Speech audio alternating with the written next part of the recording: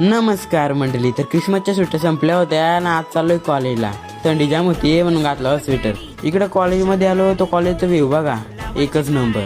हे बघ कसे पोरं येतात. कॉलेज सुटला ना, चाललोय आता घरी. इकडे रस्त्याला येताना आलो या दुकानात. यातली कोणती पाहिजे असं घेऊन जा.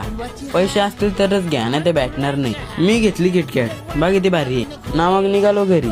रस्त्याला येताना दर्शन भेटला, नुसता लाजत होता. काय करणार आता याला. पण कॉलेज मधून घरी आलो होतो न झोपून घेतला. डायरेक्ट संध्याकाळी उठलो. आता मम्मी बोलते जा दुकानातून जाऊ नये. मग आलो इकडे दुकानात. बघा आपलाच दुकान आहे, काय घ्यायचं असेल तेवढा घेऊन जा, पण पैसे देऊन जा.